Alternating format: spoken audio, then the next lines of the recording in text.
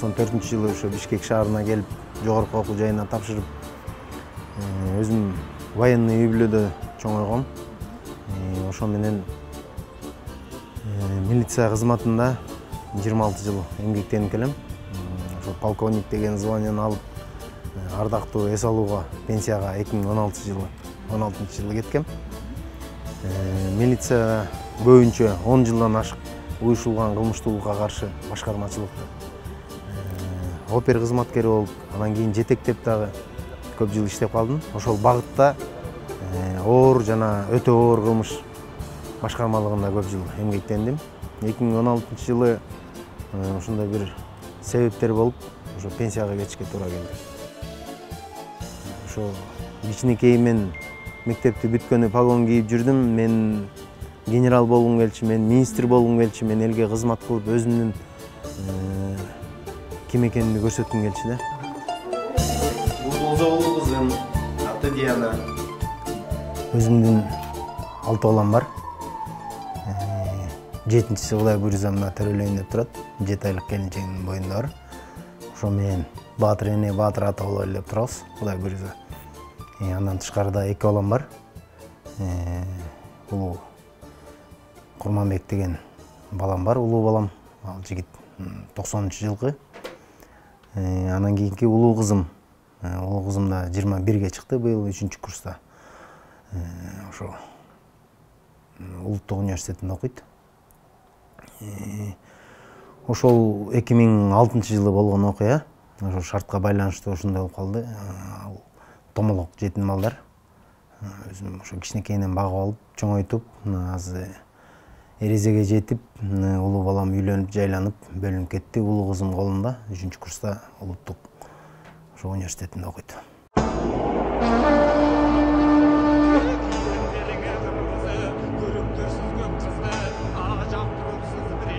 Генерал болушума бир гана тоскоол болгон ошо көк бөрү оюну болуп калды.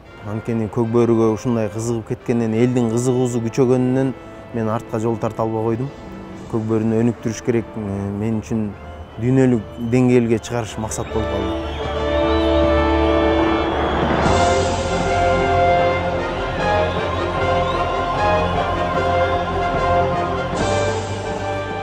Көк бөрү накта жигиттердин, эр жүрөк балдардын оюну, биздин улуттук оюн, биздин канды кызытып, элдин духун, рухун көтөрө турган оюн болгондуктан бул оюндун келечеги аябай чоң.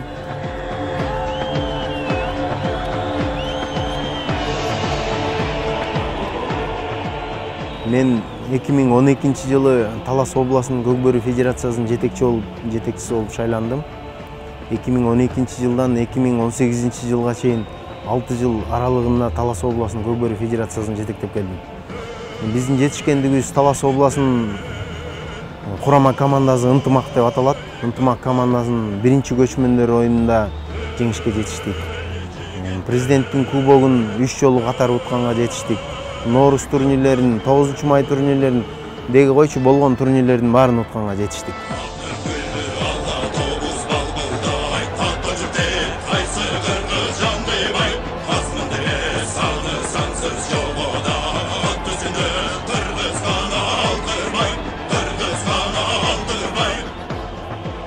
Бул аттын аты Ахиллес. Ахиллес бул жалаң эле Ынтымак командасынын намысын эмес, бүт Кыргызстандын намысын коргоп жүрөт. Кыргызстан курама командасында номер 1 аттардын бири. Жекеме-жекеге түшөт. Анткени көк бөрүдө оюндун тагдырын көбүнчө ошо жекеме-жекенин аттары чечет. Ошон үчүн биз көбүрөөк басым жасайбыз. Жекеме-жеке аттар күчтүүрөөк болгонго жакшы багуусу келиш керек.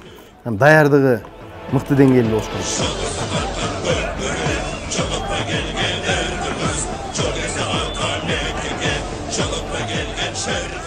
Мен бул аттын аты Геркулес. Ынтымак командасына жекеме-жеке оюн көрсөтөт. Көп жылдан бери уже биздин командага келди. Өзүм ушул атты жактырып сатып алгам. Буга чейинки башка командада ойноп жүргөн оюндарын көрүп, анан шыгы бар экени көрүндү мага, бирок анда жогорку деңгээлде оюн көрсөтчү эмес. Шыгы жагып калды. Алып багып, даярдыгын келтирип, багуусун келтирип, анан Ынтымак командасына кирди. Ошодон бери Кудай буйруса мына Кыргызстандын канча жолку чемпиону.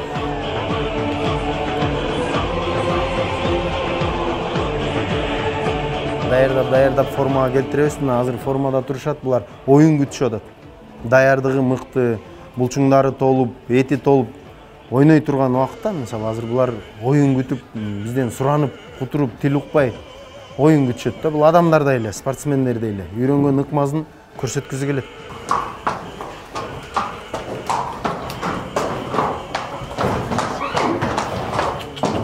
Учурашпайт булар, урушат сразу.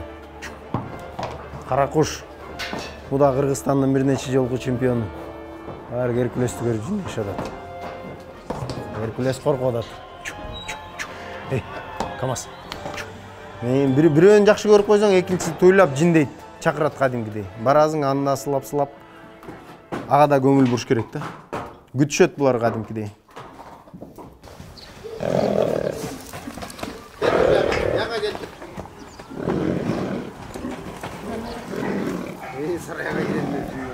Жыйырмадан ашык айгыр кармайбыз. Командага киргени 8-9 кирет, калгандары жаш аттар. Кийинки оюндарга, кийинки жылдарга даярдап аткан аттарбыз. Бирок азыркы тапта командага даяр болгон 9 ат турат. Айгырдап коебуз, 9 айгырыбыз турат. Ошолордун эң алдыңкылардын бири ушу Ахиллес менен Геркулес.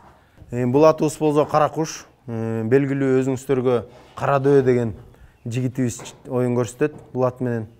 Бул ат болсо көчмөндөрдүн 2 жолку чемпиону, Кыргызстандын бир нече жолку чемпиону, президенттин кубогун 3 жол катар менен уткан. Бул айгыр болсо КамАЗ деп коебуз. Бул да коргоочулук милдетти аткарат. Ынтымак командасында көп жыл оюн көрсөтүп жүргөн аттар.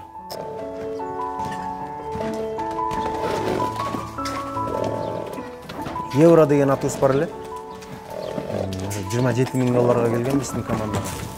Ошол 2018 жылы катуу салгылаш болду Норус турниринде. Ошо нагрузкадан чыдабай оюн бүткөндөн кийин эртеси күнү өлүп калды. Мындай көп болот. Оюн болуп атканда полиодан өлүп калган аттар да көп болот. Чынын айтканда аябай эле өкүнүчтүү болот.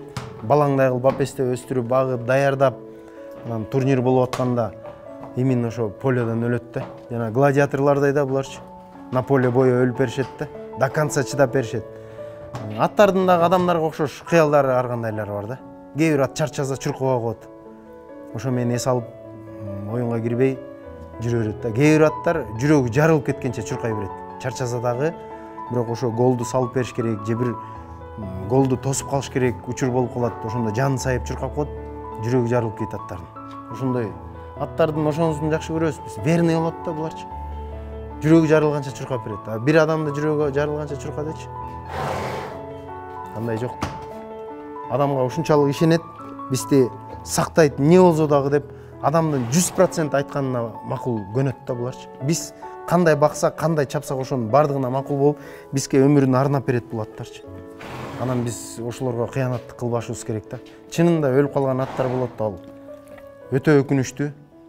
Бирок айла жок. Любой спортто травма болмоюнча травмасы жок спорт жок.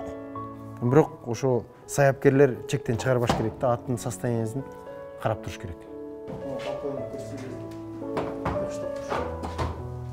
Бул аттарды сурагандар көп. Өзүбүздүн эле атаандаш командалар сурап жүрүшөт. Башка өлкөнүн дагы казак туугандар көп сурашат да. Суммасын айтпай эле коеюн, аябай чоң суммаларды берип саткыла деп бизден суранып жүрүшөт. Бирок бул аттарды сатууга мүмкүн эмес. Мен бул атты сатып көп акча алып алып, анан эртең Кыргызстанга каршылык көрсөтүп ойноп атса, мен Кыргызстанга кантип болеть этип турам. Мен муну чыккынчылык, саткын катары баалайм.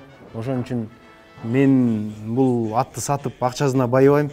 Мен бул атты ойнотуп, Кыргыздын намысын көтөрүп, желегин желбиреткен аттар болуп мен болеть этип турсам, мен байлыгым ошол.